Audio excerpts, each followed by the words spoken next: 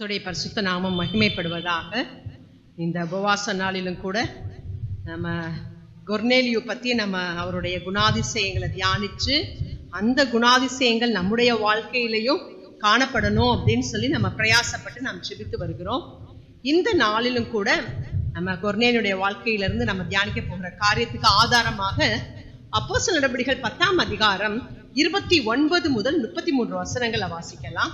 ஆகையால் நீங்கள் என்னை அழைப்பித்த போது நான் எதிர் பேசாமல் வந்தேன். இப்போதும் என்ன காரியத்திற்காக என்னை அழைப்பித்தீர்கள் என்று கேட்கிறேன் என்றான். அதற்கு கொர்நேலியு, 4 நாளைக்கு முன்னே இந்நேரத்திலே நான் உபவாசித்து 9ஆம் மணி நேரத்தில் என் வீட்டிலே ஜெபம் பண்ணி கொண்டிருந்தேன். அப்பொழுது பிரகாசமுள்ள வஸ்திரத்தை தரித்த மனுஷன் ஒருவன் எனக்கு முன்பாக நின்று, கொர்நேலியுவே, உன் ஜெபம் கேட்கப்பட்டது, உன் தான தர்மங்கள் தேவ சந்நிதியில் நினைத்தருளப்பட்டது. யோப்பா பட்டணத்துக்கு ஆள் அனுப்பி பேதுரு என்று மறுபேர் கொண்ட சீமோனை வரவழைப்பையாக. அவன் கடலோரத்திலே தோல் பதனி விடுகிறவனாகிய சீமோனுடைய வீட்டிலே தங்கி இருக்கிறான். அவன் வந்து உன்னிடத்தில் பேசுவான் என்றார். ஒரு நிமிஷம் பார்க்கிறோம். இந்த இதுல பேதுரு வந்துட்டு கேட்கிறாரு, என்னை எதுக்காக கூப்பிட்டீங்க அப்படின்னு கேட்கும் போது இவன் சொல்றாரு, எனக்கு தேவதூதன் வந்தாரு, நான் என்ன பண்ணேன், தேவதூதன் வந்து சொன்னாரு, அதுக்காக நான் என்ன பண்ணேன், இந்த இடத்துல வந்திருக்கிற காரியத்தை சொல்லிட்டு இந்த 33வது வசனத்தை வாசிக்கிறோம்.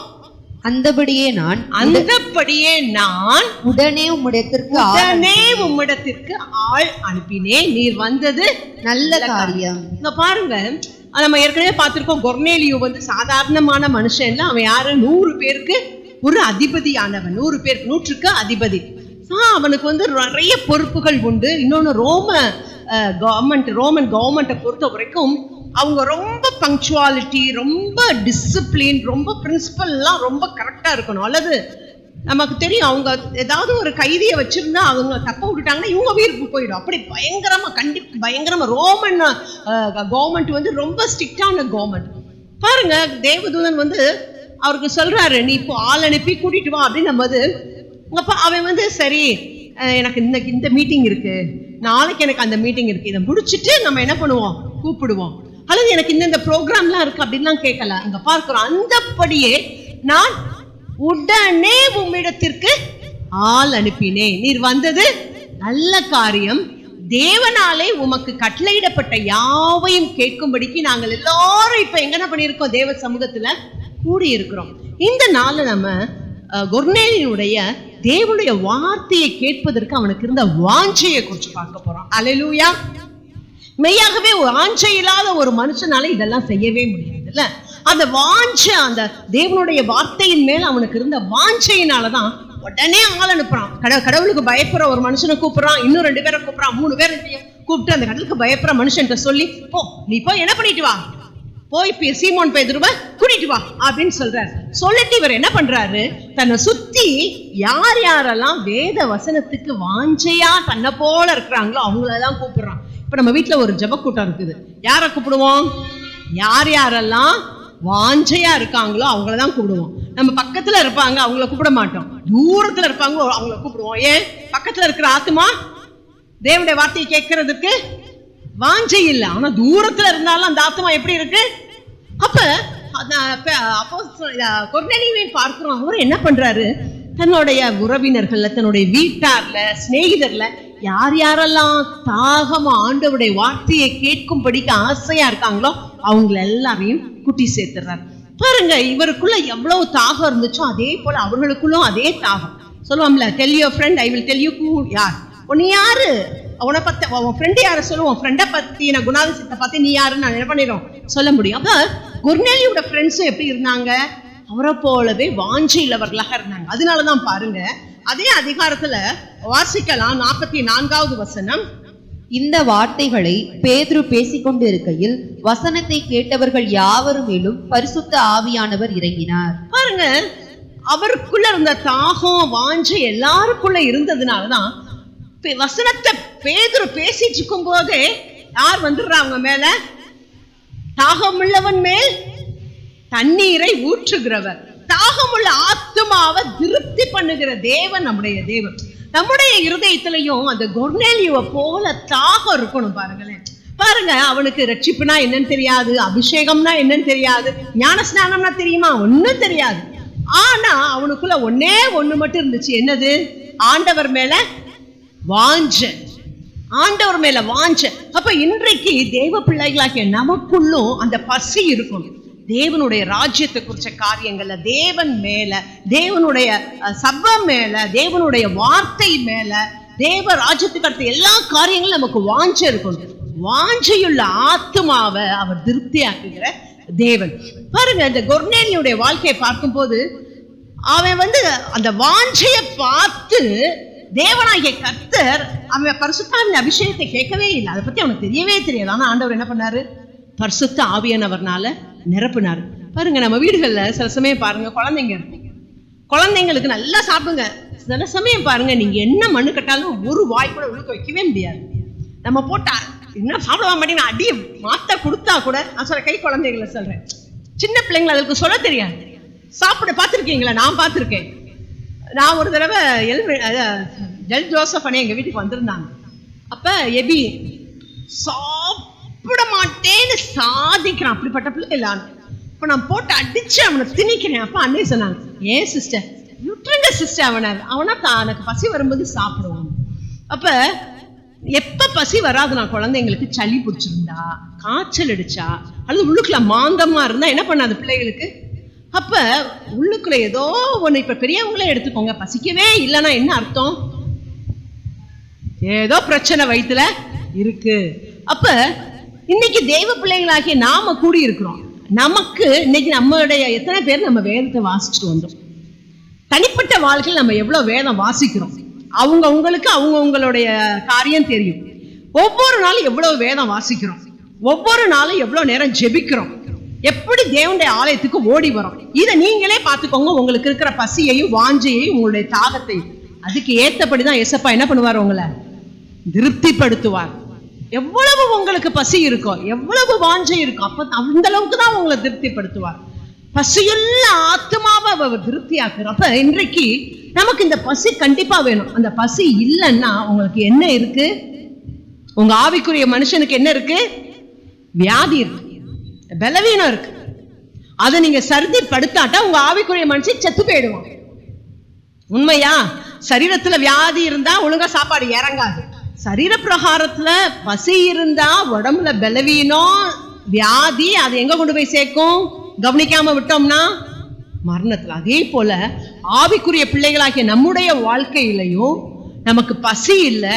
நான் பைபிளே வாசிக்கிறது இல்லை. இன்னைக்கு பைபிளை கொண்டு போய் வச்சேன்னா நாளைக்கு கொண்டு வருவேன், அல்லது இந்த ஞாயிற்றுக்கிழமை கொண்டு போய் வச்சா அடுத்த ஞாயிற்றுக்கிழமை தான் எடுப்பேன் அப்படின்னா, உங்களுக்கு தனிப்பட்ட வாழ்க்கையில உங்களுக்கு வசனத்தை குறிச்சதான வாஞ்ச விருப்பம் இல்லைன்னா, வாரத்துக்கு ஒரு அதிகாரம் வாசிப்பேன், அல்லது மாசத்துக்கு வாசிப்பேன், அல்லது ஒரு நாளைக்கு நான் ஒரு வசனம் வாசிப்பேன், இப்படியெல்லாம் நீங்க சொன்னீங்கன்னா உங்க ஆவிக்குரிய மனிதன் இன்னைக்கு டேஞ்சர்ல இருக்கிறான். தயவு செய்து இந்த உபவாச நாளில உங்களை சிந்திச்சு சீர்படுத்தி உங்களை தயவு செய்து சரிப்படுத்துங்க.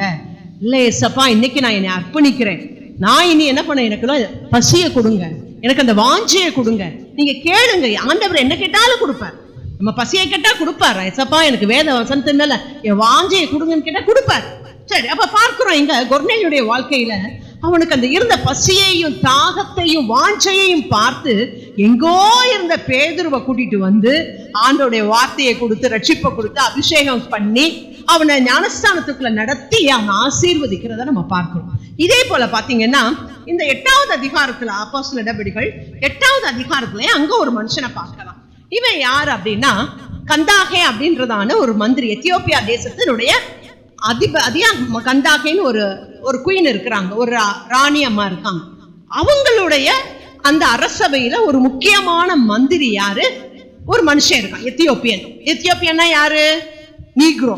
நம்ம சொல்றோம்ல, பைபிள்ல வாசிக்கிற எத்தியோப்பியன் தன் தோலையும் சிவிங்கி தன்னுடைய புள்ளியையும் மாற்றக்கூடுமானால் இந்த ஜனங்கள் என்ன பண்ணுவாங்க? மாறுவாங்கன்றாங்க. போல இந்த எத்தியோப்பியன் ஒரு ஆப்பிரிக்கன். அவன் பாருங்க, இவன் எங்க இருந்து வர்றான்? எத்தியோப்பியால இருந்து எங்க வர்றான்? எருசலேமுக்கு வர்றான். வந்துட்டு என்ன பண்றான்? இவனுக்குள்ள வாஞ்ச, இவனுக்குள்ள பயங்கர வாஞ்ச. யார் மேல வாஞ்ச?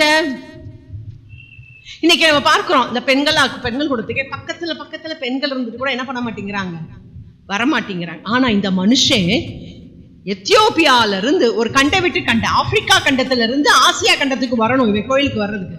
ஒரு கண்டை விட்டு கண்டம் வரணும். இவன் வர்றான் ஆப்பிரிக்கால இருந்து எங்க வர்றான்? ஆசியா கண்டத்துக்கு வர்றான். எதுக்காக வர்றான்? ஆண்டவருடைய தேவாலயம் அங்கதான் இருக்கு, எருசலேம். இன்னைக்கு மாதிரி நம்மள மாதிரி எல்லா இடங்களையும் சர்ச் எல்லாம் கிடையாது. அன்னைக்கு எங்க ஒரே ஒரு சர்ச் தான். எது தேவாலயம்? எது?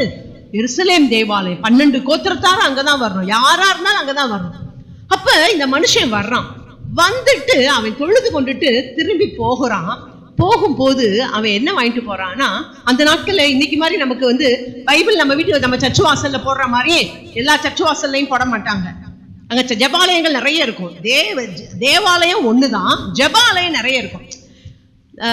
அந்த தேவாலயத்துலதான் நீங்க பலி செலுத்தணும், காணிக்கை செலுத்தணும். பண்டிகைகளுக்கெல்லாம் போகிற இடம் எதுனா அந்த தேவாலயம். ஜெபாலயம்ன்றது எங்கெங்கெல்லாம் யூதர்கள் செதறுண்டு இருக்காங்களோ அந்த இடத்துல எல்லாம் அவங்க கூடி ஜெபிப்பாங்க. அவங்க என்ன பண்ணுவாங்க, அந்த எருசலேம் தேவாலயத்துக்கு நேரா அந்த புல்பீட்டை போட்டு அதுக்கு நேரா அவங்க என்ன பண்ணுவாங்க, ஜெபம் பண்ணுவாங்க. அந்த ஜெபாலயங்கள் நிறைய இருக்கும். ஆனா தேவாலயம் ஒண்ணுதான் இருக்கும். ஆனா அந்த தேவாலயத்தில் வருஷத்துக்கு 3 முறை என்ன பண்ணணும், ஆண்கள் போகணும். தங்களுடைய பலிகளையோ தங்களுடைய காணிக்கைகளையோ செலுத்துறதுக்கு எங்கதான் போகணும், அந்த தேவாலயத்துக்கு தான் போகணும். பாருங்க, நம்ம மாதிரி எல்லா இடத்துலயும் இப்ப நம்ம கடைகள்ல கேட்டாலே நம்ம கடைகள் எல்லாம் நம்ம பைபிள் வாங்குறோம். அன்னைக்கு அப்படி எல்லாம் கிடையாது. அந்த தேவாலயத்துல மட்டும்தான் என்ன கிடைக்கும், பைபிள் கிடைக்கும். அப்ப இந்த மனுஷன் என்ன பண்றான், இந்த காந்தாகை மந்திரி எத்தியோப்பியால இருந்து அவன் டிராவல் பண்ணி இங்க வந்து ஆண்டவரை ஆராதிச்சுட்டு செலுத்த வேண்டிய பலிகள் காணிக்கையில செலுத்திட்டு போகும்போது என்னத்தை வாங்கிட்டு போறான், பைபிள்ல வாங்கிட்டு போறான். இன்னொன்னு, இந்த காலத்து மாதிரி கிடையாது. அன்னைக்கு Bible very very very very very expensive. ஏன்னா இன்னைக்கு மாதிரி பிரிண்டிங் பிரஸ் எல்லாம் கிடையாது. அன்னைக்கு தோல் சுருள்கள்ல தான். அது எப்படி எழுதுவாங்கன்னா ரொம்ப கவனமா எழுதுவாங்க. எல்லாரும் எழுத முடியாது. இன்னைக்கு எல்லாரும் எழுதலாம். அன்னைக்கு எல்லாருமே உங்களுக்கு தெரியுமா, எல்லார் கைகள்லயுமே ஒரு பெரிய பைபிள் கொடுத்து நீங்க பாத்தீங்கல்ல தரங்கம்பாடியில வேதவசனத்தை எழுதலாம் பாருங்களேன். அது மாதிரி வீட்லயும் நம்ம கொண்டு போய் எழுதலாம். இப்ப நிறைய பேர் என்ன பண்றாங்க, 2500 நம்ம பிரதரே வாங்கி வச்சு எழுதிட்டு இருக்காங்க. அதுல ஒவ்வொரு அதிகாரமும் நம்ம கைப்படையே நம்ம வேதத்துக்கு நம்மளே எழுதிக்கணும். அப்படி ஒரு சிஸ்டம் கொண்டு வந்திருக்காங்க. அந்த காலத்துல அப்படிலாம் கிடையாது. வேத பாரகர் மட்டும்தான் எழுத முடியும். அதுவும் அவங்க எழுதுறது ரொம்ப சிரமம். பார்த்துக்கோங்க, கத்தர்னு வந்துடுச்சுன்னா அதுக்கப்புறம் அவங்க எழுத மாட்டாங்க. அந்த பேனாவை யூஸ் பண்ண மாட்டாங்க, தூக்கி போட்டுருவாங்க, வேற பேனா தான் எடுக்கும். ரொம்ப ரெஸ்ட்ரிக்ஷன் ஜாஸ்தி. பைபிள் எழுதுறது சாமானியப்பட்ட காரியம் இல்ல. அது ரொம்ப மரியாதையா பயபக்தியா எழுதுவாங்க. ஸோ ஒரு ஸ்க்ரால், ஒரு தோல் சுருள் எழுதுறதுக்கே அவங்களுக்கு டேக்ஸ் மச் டைம், ரொம்ப நாள் எடுக்கும். அதனால அது ரொம்ப எதுவுமே கிடைக்கும். அதுதான் கிடைக்கிறது எப்பயுமே எப்படி இருக்கும், விலையேறப்பட்டதா இருக்கும்ல. ரொம்ப ஈஸியா கிடைச்சிச்சுன்னா விலை குறைஞ்சிரும். அப்ப பாருங்க, அப்ப இவர் அவ்வளோ விலை கொடுத்து வாங்கிக்கிட்டு எங்க போறாரு, தன்னுடைய ஊருக்கு திரும்பி போறாரு.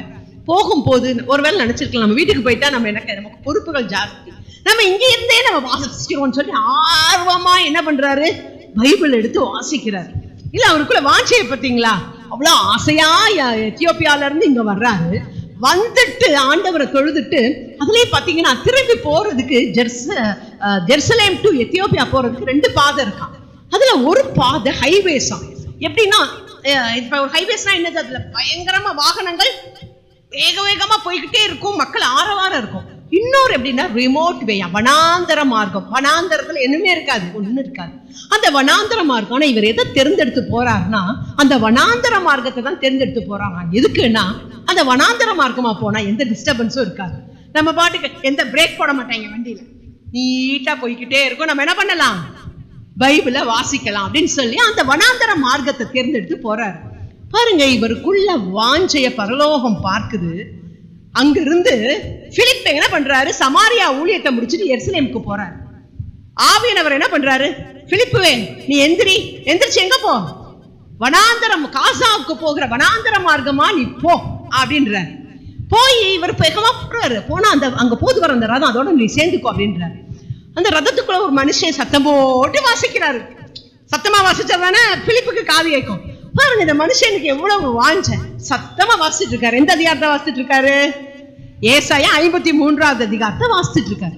உடனே வாசிச்ச உடனே இவர் பக்கத்துல போய்கிட்டு கேட்கிறாரு, இந்த அர்த்தத்தை உங்களுக்கு புரியுதா அப்படின்ன உடனே, சொன்னாதானே எனக்கு புரியும், இது யாரை குறிச்சு எழுதப்பட்டிருக்குது அப்படின்னு கேட்கிறாரு. உடனே அவரோட போய் உட்கார்ந்து அவருக்கு சத்தியத்தை சொல்றாரு.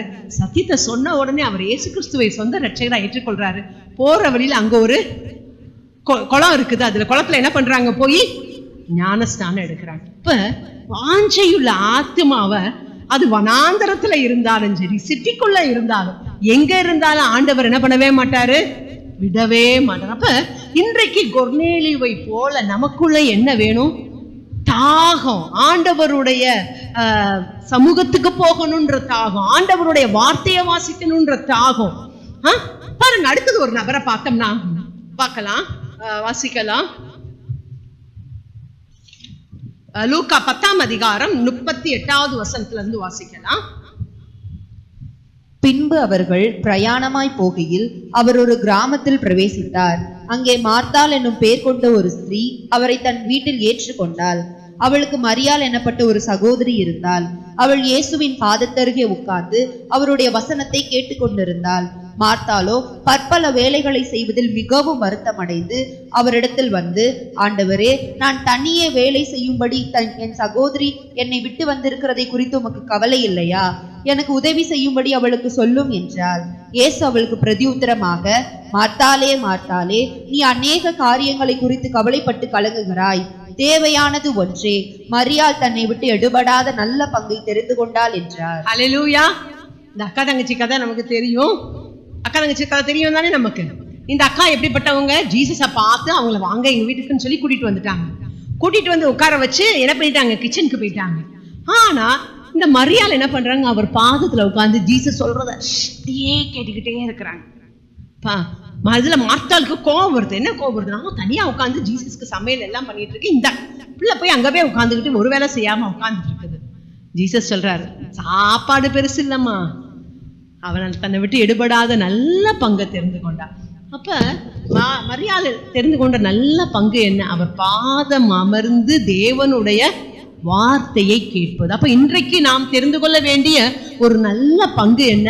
கொர்நேலியை போல, காந்தாகை மந்திரியை போல, மரியாளை போல தேவனுடைய வார்த்தைக்காக ஏக்கத்தோட காத்திருக்கணும். தேவ மனுஷர்கள் வரும்போது எவ்வளவு முன்னாடி வரணுமோ முன்னாடி வந்துடணும். ஏன்னா பின்னாடி நமக்கு டிஸ்ட்ராக்ஷன் நிறைய இருக்கும். அவங்க போவாங்க, இவங்க போவாங்க, அவங்க வருவாங்க, குழந்தைங்க விளையாடுங்க, நம்ம வேடிக்கை பார்த்துட்டு இருப்போம். முன்னாடி வந்து உட்காந்து அந்த மனுஷன், தேவ மனுஷன் வாயில இருந்து என்ன வருது அதை என்ன பண்ணிடணும்? புடிச்சிடணும். புடிச்சு எங்க வச்சிடணும்? இருதயத்துக்குள்ள வச்சிடணும். அப்படி பிரயாசம், அந்த ஆர்வம் நமக்கு இருக்கணும். அந்த வாஞ்சை இருந்தா ஏசப்பா என்ன பண்ணுவார்? நம்மள திருப்தி ஆக்குவார். அப்ப மரியாளை குறிச்சு பார்க்கிறோம், அவள் ஒரு நல்ல பங்கை தெரிந்து கொண்டார். அதே போல பார்க்கிறோம் நீதியாளை குறிச்சு பார்க்கிறோம். அப்போஸ்தலர் நடபடிகள் 16ஆம் அதிகாரம் 14-15 வசனங்களை வாசிக்கலாம்.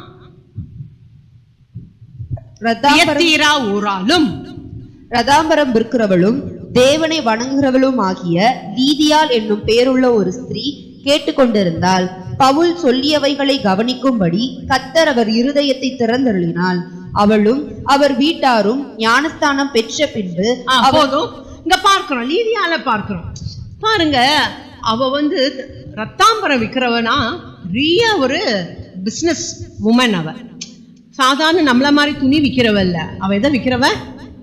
ரத்தாம்பரம் விற்கிறவ. சோ அவ வந்து ரத்தாம்பரம் வைக்கிறது கிடைக்கிறதுன்றது ரொம்ப கஷ்டம். அதுக்கு வந்து கடல்ல போய் அங்க இருக்கிறதான ஒரு சிப்பி மாதிரி ஒரு உயிரினம் இருக்கும், அதை எடுத்துட்டு வந்து அதுல இருந்து அந்த சாயத்தை எடுத்து தயாரிக்கிறது ரொம்ப சிரமமான ஒரு காரியம். அப்ப இந்த பெண் வந்து அந்த ரத்தாம்பரம் விற்கிற பெண். ஸோ சொசைட்டியில ஒரு நல்ல இடத்துல இருக்கிற பெண். ஆனா அவ எங்க வந்து உட்கார்ந்து இருக்கிறா? ஆத்துக்கு கரையில, ஆற்றங்கரையில வந்து உட்கார்ந்து இருக்கிறா. எப்பேற்பட்டவ? பெரிய கோடீஸ்வரி தான், பெரிய சொசைட்டில நல்ல ஒரு நிலைமையில இருக்கிறவ. ஆனா எதுக்கு வந்திருக்கிறாவ? ஆத்தங்கரைக்கு ஜபம் பண்ண, ஆண்டோடைய வார்த்தைய கேட்க. பார்த்தார் ஆண்டவர், இவ்வளவு பிரயாசப்படுறேன் நீ, நீ எப்பயுமே நம்ம ஒரு ஸ்டெப் எடுத்துட்டா மீதி என்ன பண்ணிடுவார்? ஏசப்பா நம்மள தூக்கிடுவார். இந்த அம்மா ஒரு ஸ்டெப் எடுத்துச்சு, ஏசப்பா என்ன பண்ணிட்டாங்க? அவ இருதயத்தை திறந்து விட்டுட்டாரு. ஆண்டவருடைய வார்த்தை ஏற்றுக்கொண்டால், ரட்சிக்கப்பட்டால், ஞானஸ்தானம் எடுத்தால், நித்திய ஜீவனை சுதந்திரத்துக் கொண்டார். அவளுக்கு எல்லாமே இருக்கும். ரத்தாம்பரம் விற்கிறவ பெரியவளா தான் இருப்பாள்ல. நம்ம பார்க்கிற எல்லாருமே பாருங்களேன் பெரிய பணக்காரவங்க. காந்தாகை மந்திரி, கொர்நேலியஸ், பாருங்க இந்த உலகத்துல பெரிய ஐஸ்வர்யவானா இருக்கிறது பெருசுல. நித்திய ஜீவனை நம்ம சுதந்திரிக்கணும். தேவனுடைய ஆசீர்வாதம் தான் நமக்கு ஆசீர்வாதம். பார்க்கிறப்ப நமக்கு பெரிய பணக்காரங்களா இருக்கலாம், நம்ம உயர்ந்தவங்களா இருக்கலாம், அதை வச்சுலாம் நம்ம ஒண்ணுமே பண்ண முடியாது இந்த உலகத்துல. ஆண்டவருடைய பாதத்தை மரியாதை போல நல்லா கெட்டியா பிடிச்சுக்கும். அடுத்து நம்ம ஒருத்தவங்களை பார்க்கிறோம். அப்போஸ்தலனாகிய பவுல். வாசிக்கலாம் 2 தீமோத்தேயு 4:13.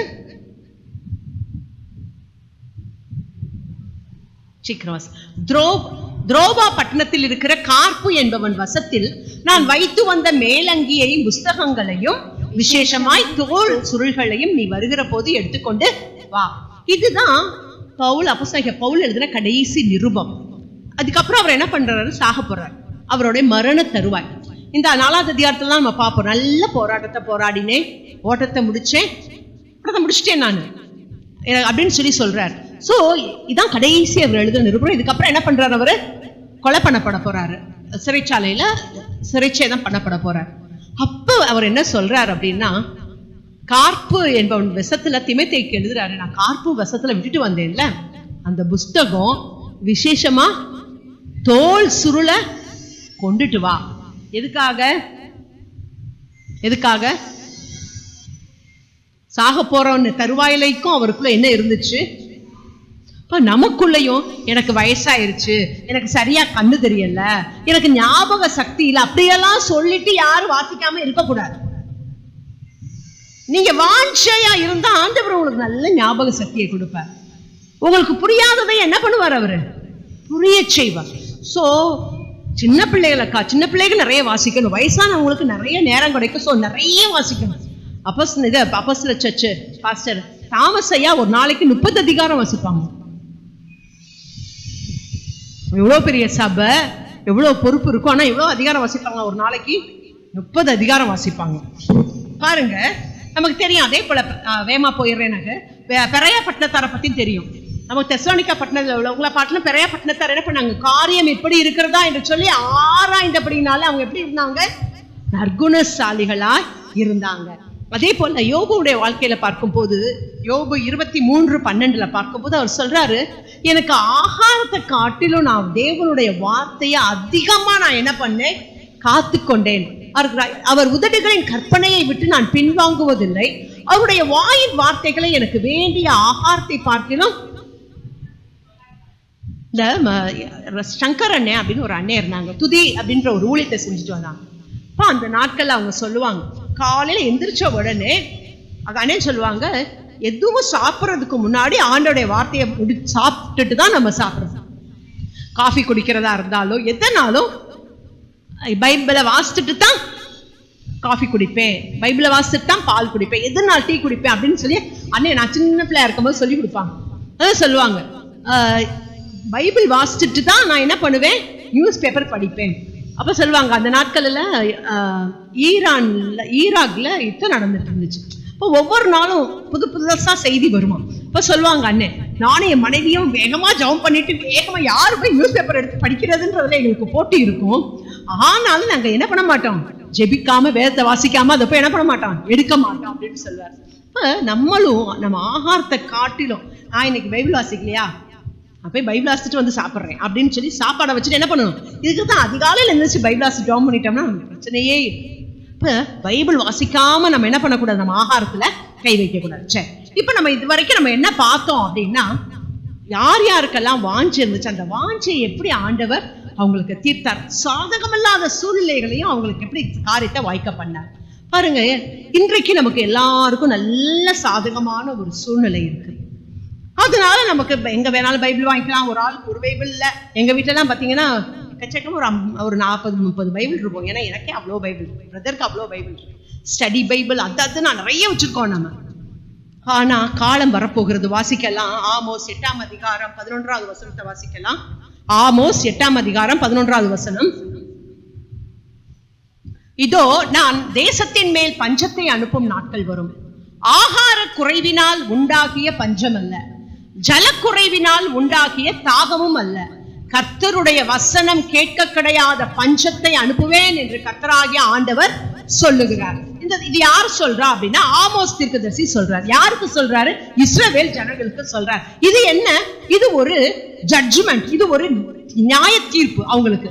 எதுக்காக இந்த இஸ்ரவேல் ஜனங்களுக்கு இந்த நியாய தீர்ப்பு அப்படின்னு சொல்லி பாத்தீங்கன்னா, இந்த ஆமோஸ் தீர்க்கதரிசி யாருடைய காலத்துல தீர்க்க தரிசனம் சொல்றாருன்னா யெரொபெயாம் 2, இரண்டாம் யெரொபெயாம். முதல்ல ஒரு யெரொபெயாம் இருப்பாரு. அவர் யாருன்னா சாலமோனுக்கு அப்புறம் தேசத்தை ரெண்டா பிரிப்பாங்கல்ல, 2 கோத்திரம் தனியா 10 கோத்திரம். இந்த 2 கோத்திரம் சாலமோனோட மகன் ரெகொபெயாமுக்கு போயிடும்.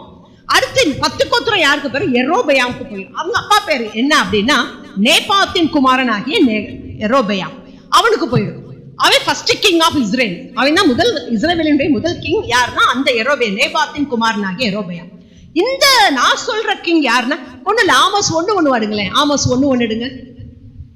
ஆமோஸ் 1:1.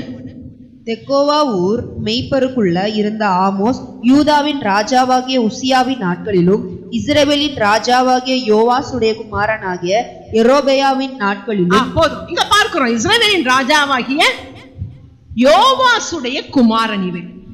இவர் வந்து எத்தனாவது கிங்னா 14வது ராஜா. இவர் எத்தனாவது ராஜா? இஸ்ரவேலின் 14வது ராஜா. நிறைய பேர் குழப்பிப்பாங்க என்னன்னா யெரொபெயாம் ஃபர்ஸ்டையும் யெரொபெயாம் செகண்டையும் போட்டு குழப்பிப்பாங்க. யெரொபெயாம் ஃபர்ஸ்ட் வந்து நேபாத்தின் குமாரன், அவர் வந்து ஃபர்ஸ்ட் கிங். இவர் யாரு? யோவாசுடைய குமாரன், இவர் 14th கிங். சரிங்களா? இப்ப இவருடைய நாட்கள் தான் பாத்தீங்கன்னா இஸ்ரவேல் ராஜாக்களுடைய நாட்களிலே ஒரு கோல்டன் டேஸ் அப்படின்னு சொல்ற அளவுக்கு, பொற்காலம்னு சொல்ற அளவுக்கு ரொம்ப செழிப்பா இருந்த காலம் இந்த யெரொபெயாம் 2, இரண்டாம் யெரொபெயாமுடைய நாட்கள். பயங்கர செழிப்பு, எல்லாவற்றிலும் விவசாயமா இருக்கட்டும், தேசத்துல அமைதி, எந்த யுத்தமும் எழும்பல. இந்த யோவாசின் குமாரனாகிய யெரொபெயாம் அதனால என்ன பண்ணுவாரு, இவங்க முந்தின ராஜாக்கள் இழந்த இடங்கள் எல்லாத்தையும் ரீகேப்சர் பண்ணி தன்னோட இஸ்ரேலோட சேர்த்துப்பார். ரொம்ப அருமையான காலங்கள். அப்ப இந்த மக்களுக்கு என்ன ஆயிரும்னா they feel very secure, ரொம்ப பாதுகாப்பா உணர்ந்துட்டு தேவனை தூக்கி எறிஞ்சிருவாங்க. என்ன ஆயிரும்? விக்கிரக ஆராதனை தேசத்துல பயங்கரமா இருக்கும். அடுத்து பணக்காரன் ஆயிட்டே போவான், ஏழை ரொம்ப தரித்திரன் ஆயிட்டு போவான். இதே மாதிரிதான் அந்த யெரொபெயாம் 2 நாட்கள்ல நடந்துச்சு. அப்ப பாருங்க, தேவனாகிய கர்த்தருக்கு தாங்கவே முடியாது ஏழைகள் நசுக்கப்படுறதையும், எளியவர்கள் கைவிடப்படுறதையும், பணக்காரவங்க பணத்தின் மேல அப்படியே பேராசை பிடிச்சு அதுக்காக அழிஞ்சு திரிகிறதையும், தேவனை மறந்து வாழ்கிறதையும் தேவனால பொறுத்துக்கொள்ளவே முடியாது. எளியவர்கள் விடுற கண்ணீரை ஆண்டவரால பொறுத்துக்கவே முடியாதுப்பா. அதனால அவர் என்ன பண்ணுவாரு, இந்த ஆமோஸ் தீர்க்கதரிசி, இவர் யாரு? தெக்கோவா ஊர். இவர் யூதா. தெக்கோவா எங்க இருக்கு? யூதால இருக்கு. யூதால இருந்து இஸ்ரேலுக்கு வடதிசை ராஜ்யத்துக்கு அனுப்பி, போ நீ போய் என்ன பண்ணு, அந்த மக்களுக்கு சொல்லு அப்படின்னு சொல்லுவார். சொல்லும் போது சொல்லுவாரு, அந்த ஜனங்கள் கேட்கவே மாட்டாங்க. என்ன பண்ண மாட்டாங்க? ஆண்டோடைய வார்த்தைக்கு செவி கொடுக்கவே மாட்டாங்க. சொல்லுவாங்க போ. இவர் வந்து ஆக்சுவலா பாத்தீங்கன்னா ஒரு விவசாயி. யாரு? ஆமோஸ் வந்து விவசாயி. காட்டத்தி மரங்களை வச்சிருக்கிறவர், ஆடு மேய்க்கிறவர். சொல்லுவாங்க போ, உன் ஆட்டை பார்த்துக்கிட்டு உன் அத்திமரம் பார்த்துக்கிட்டு நீ போ அப்படின்னு சொல்லி என்ன பண்ணிடுவாங்க? ஆமோஸை விரட்டிடுவாங்க.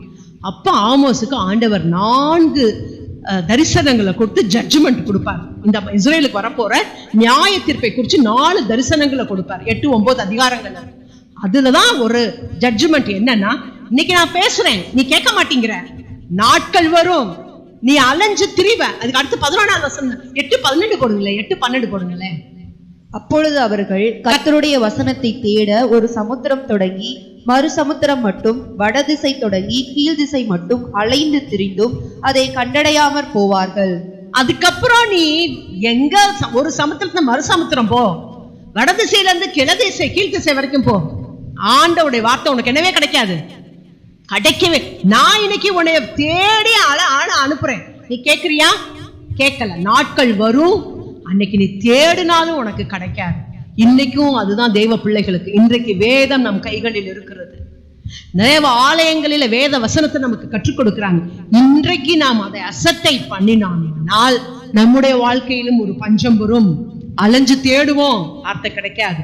இன்னைக்கே அந்த சூழ்நிலை வர ஆரம்பிச்சிருச்சு. இன்னைக்கே பாருங்க, நிறைய தேவ ஆலயங்களில தேவ வசனம் போதிக்கப்படுறது இல்ல, ப்ராஸ்பெரிட்டி டீச்சிங், செழிப்பின் உபதேசங்கள் போதிக்கப்படுகிறது.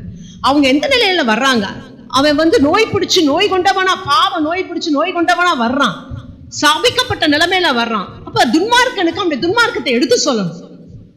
நீ ஆண்டவருடைய வார்த்தை, பாவி ஆண்டவர் நேசிக்கிறார், நீ வா, உன்னோட காரியத்தை ஒழுங்குபடுத்து, நீ இப்படி எல்லாம் வாழக்கூடாது, இத சொல்லணும். ஆனா இன்றைக்கு கீழையாத்துல பிசின் தைலம் இல்லையோ, அப்படின்னு ரணவைத்தின் இல்லையோன்னு கேட்கிறாரு பாருங்க. என் ஜனத்தை அவங்க மேற்பூச்சா பூசுறாங்க. அந்த சீர் புதுக்கி அதை குணமாக்குறதுக்கு இன்னைக்கு ஆள் இல்லை. அப்படித்தான் இருக்கு இன்னைக்கு சபைகள். இன்னைக்கு எதே சபைகள்ல இருக்கு, நீ செய்யறத செய், எனக்கு பணத்தை மட்டும் கொடுத்துரு, நீ செய், நான் உனக்காக என்ன பண்றேன், ஜெபம் பண்றேன், நான் உனக்கு ஜெபம் பண்றேன், தேவன் உன் பிசினஸ் ஆசீர்வதிப்பார். அது எப்பேற்பட்ட பிசினஸா இருந்துட்டு போகுது, அது தேவனுக்கு பிரியமில்லாத காரியமாவே இருக்கட்டும், தேவன் ஆசீர்வதிப்பார். நான் உனக்காக என்ன பண்ணேன், ஜெபம் பண்றேன், நான் உனக்கு, நீ எனக்கு என்ன பண்ண கூட பணத்தை கொடுத்து. அப்ப இன்றைக்கு தேசம் வசனத்தை பார்க்க முடியல, ஆண்டோடைய வார்த்தையை பார்க்க முடியல, மனுஷீகமா பேசுற வார்த்தைகளை தான் பார்க்க முடியுது.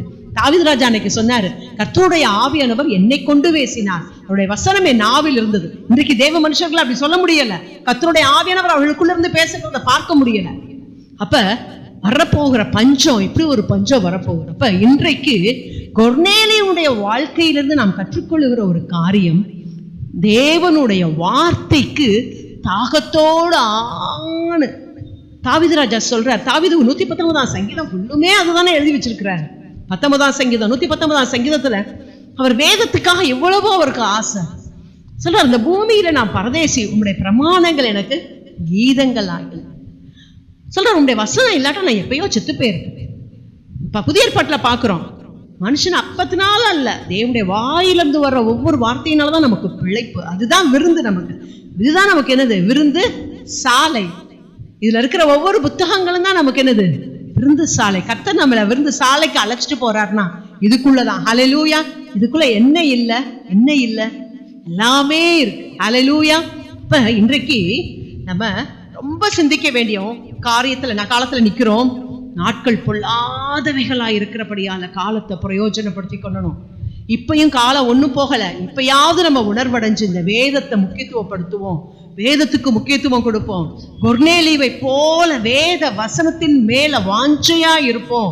வேத வசனத்தை கேட்கிறதற்கு நாம் பிரயாசப்படுவோம்.